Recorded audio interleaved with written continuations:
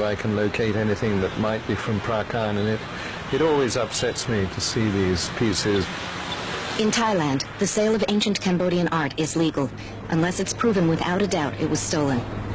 Dealers may or may not know whether a piece was looted. This is just arrived about 2 weeks ago. Really? Yeah, this is from Angkor. These are Vishnu Shiva, 3 eye here. One more eye here. It's perfect. And how much would a piece like this go for? This one high period, this one about 9th century. You see something like this about 90,000, but about 3,600 US dollar.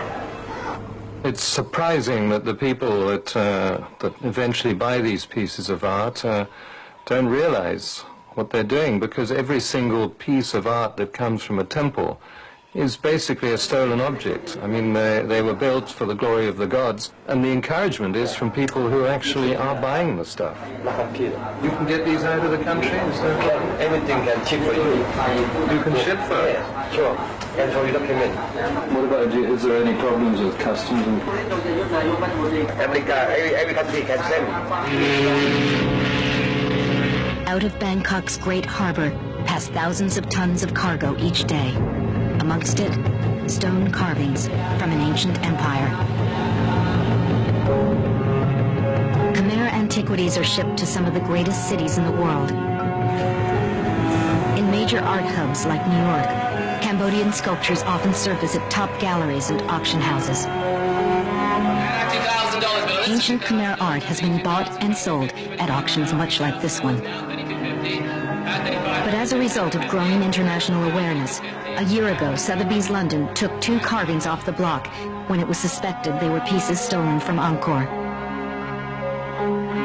Cambodia's plea for the return of their looted antiquities prompted the discovery of another missing item, a piece which had mysteriously disappeared 20 years ago from the Conservation d'Angkor, the magnificent head of the Shiva.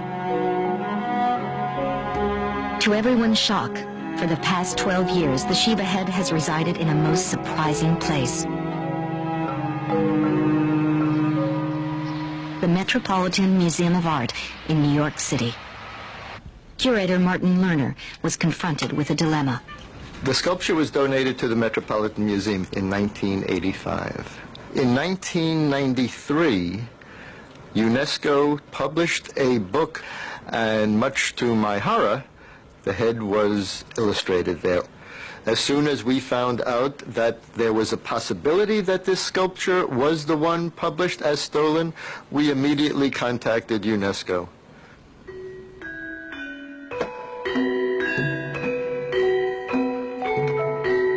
Three years after it surfaced, a 1,000-year-old sandstone carving at last began the 8,000-mile journey back to its homeland. On a sweltering March day in 1997, the ancient head arrived in Phnom Penh. Its odyssey was over. The Shiva's repatriation marks a turning point in international trade. Sotheby's has announced it will no longer place Khmer art in its London auction house. But how many pieces remain in museums, private collections, and other auction houses throughout the world?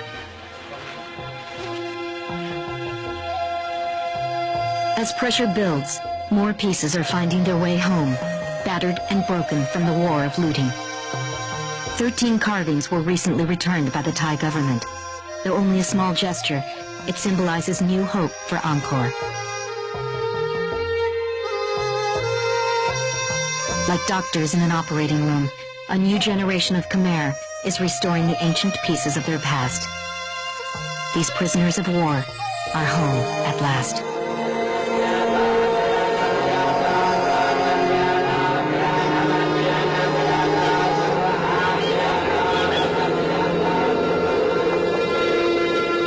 The Cambodians' struggle to save their precious Angkor continues. These sacred stones have survived 1,000 monsoons, a millennium of wars, and the Khmer Rouge. Will they now fall to ignorance and greed, or will they be saved by the passion of this new generation? I'm like a salmon. I have to go back to the old stream to regenerate. Angkor is my old stream. I have to come back here. Look, this is a special place. We need to protect it.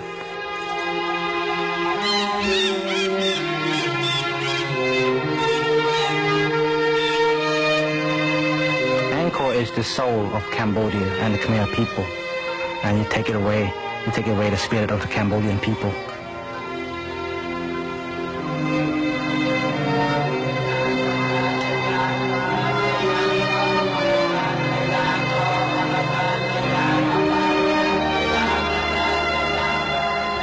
Angkor has been here for nearly 1,000 years as a gift from the Cambodian to the world. Today, this fragile country is threatened by renewed violence. Once again, political instability has cast a dark shadow over Angkor. What does the future hold for this ancient heart of Cambodia?